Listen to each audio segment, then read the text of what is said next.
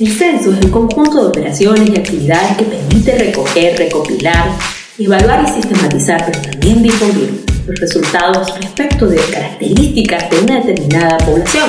Por ejemplo, su estado de situación de vivienda, salud, educación, acceso a servicios básicos. Bueno, de acuerdo a la normativa vigente, el Instituto Nacional de Estadísticas es la entidad responsable de normar, ejecutar y realizar todas las actividades concernientes a las estadísticas oficiales y también la realización de los censos.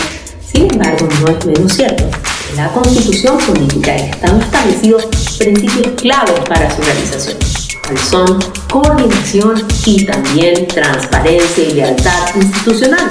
¿Qué significa esto? Que el INE no debe realizar solamente o en forma aislada sus actividades, sino que está obligado por mandato constitucional a coordinar sus acciones con las entidades territoriales autónomas. Estos son los gobiernos autónomos, las universidades públicas y también los actores o instituciones de participación ciudadana y control social. El censo es importante porque nos permite tomar una cabal radiografía, es decir, una vista panorámica o zoom del estado de situación de la población, en este caso nacional. ¿Por qué razón? Porque me permitirá detectar cuáles son sus necesidades, es decir, cuáles son las áreas de mi estado boliviano que están carentes de provisión de agua potable, de alcantarillado sanitario, entre otros. Tienen múltiples utilidades. Yo las resumiría en tres importantes. Primero, la planificación pública.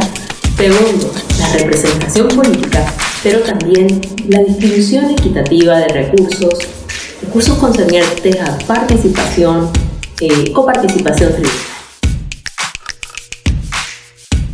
En lo que refiere a la planificación, me permite, por ejemplo, identificar cuántos habitantes tengo en una determinada región, por ejemplo, un municipio, un departamento, pero además también cuántos tienen, por ejemplo, vivienda propia, cuántos se encuentran en alquiler, cuántos tienen agua potable, alcantarillado sanitario, y a partir de esos datos puedo planificar a corto, mediano y largo plazo como autoridad gubernativa, ejemplo, un alcalde, un gobernador, el presidente del Estado, a dónde debe ejecutar actividades, obras y proyectos que precisamente vayan a atender esas necesidades de la población. En cuanto a la distribución de recursos, mencionaba que hay una distribución de recursos de coparticipación tributaria. ¿Qué significa esto?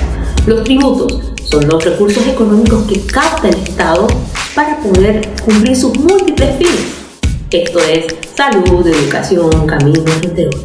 Ahora bien, de todo lo que recauda a nivel nacional, en justicia, es decir, por normativa y también por una cuestión de solidaridad, distribuye estos recursos en forma equitativa de acuerdo a la cantidad de población, es decir, al número de habitantes, y de acuerdo a la Ley Marco de Autonomía, Descentralización, un 20% del total de la población corresponderá a los gobiernos autónomos y un 5% a las universidades públicas. Por tanto, su distribución tiene mucha relación con la cantidad de habitantes de una determinada zona o región del país. Decía que es importante tener datos relacionados al censo porque la Constitución Política del Estado, en sus artículos 26 o 44 principalmente, establece que una parte del ejercicio de los derechos políticos es que los habitantes puedan elegir a sus representantes. Ahora bien, esto lo hacen cuando ellos votan. Y dice la Constitución que el número de diputados que conforman la Asamblea Legislativa Plurinacional, 130 en total, serán de acuerdo al número de población del último Censo Nacional de Población y Vivienda. Evidentemente, la representación, es decir, el número de parlamentarios que van a integrar esta Cámara, va a depender al número de habitantes. Eso obliga a hacer reajustes en la distribución de escaños o curules que representan, ejemplo, a la cantidad de parlamentarios que corresponden a Santa Cruz, a La Paz, a Beni. Para dar un ejemplo, en el año 2012 hubo un incremento en la representación política solo en el departamento de Santa Cruz a consecuencia de los datos que arrojó dicho censo. De 25 subió a 28 representantes parlamentarios. Esto precisamente en proporción directa al número de habitantes. de un censo pueden resumirse básicamente en 4 etapas. Hay una etapa preparatoria, hay una etapa también de ejecución, hay una etapa de prácticamente empadronamiento, evaluación y también finalmente la difusión de resultados. Estas etapas llevan un sinnúmero de actividades, un total de 12 actividades. De acuerdo a los estudios realizados por la universidad pública, se tiene que estas actividades pueden llevar un tiempo aproximadamente de 1 año hasta 2 meses adicionales, es decir, 1 año y 2 meses. Si hubiera comenzado el Censo Nacional de Población de Vivienda, por ejemplo, en mayo del 2022, de acuerdo a lo proyectado por la universidad pública, debió haberse culminado el mismo, debería culminarse recién a julio del 2023, lo cual no ha ocurrido en el presente caso. Bueno, de acuerdo a la normativa vigente, los censos debieran realizarse cada 10 años. Hay una ley nacional que ordena que se realicen los años terminados en 0. Ahora bien, téngase presente que el último censo ya tenía un retraso y se llevó a cabo el año 2002. Estamos a 2022, han pasado muchos años y todavía seguimos trabajando en el Estado con datos que están desfasados, retrasados. Eso supone un gran perjuicio para la población. ¿En qué sentido? Primero, en relación a la satisfacción de las necesidades de la población. Porque así como una madre de familia o un padre de familia calcula para distribuir las raciones de comida, para dotar alimentos, vestidos a sus hijos, lo hacen en función al número de hijos que tienen. De igual manera, el Estado gestiona, atiende, proyecta, construye carreteras, crea hospitales en base también a los habitantes y contrata al personal para poderlos atender. Sin embargo, si la estimación de estos datos está atrasada, obviamente voy a estar atendiendo a un gran número de habitantes, pero con pocos recursos humanos, materiales y económicos.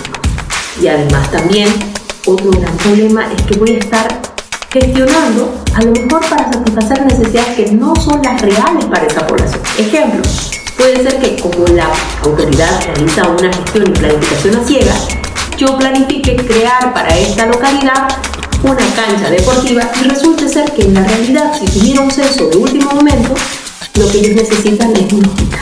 Entonces, proyecto de forma equivocada porque no va acorde o coherente a la realidad social. Pero por otra parte, los recursos que son siempre escasos no van a ser destinados de forma adecuada. ¿Por qué razón?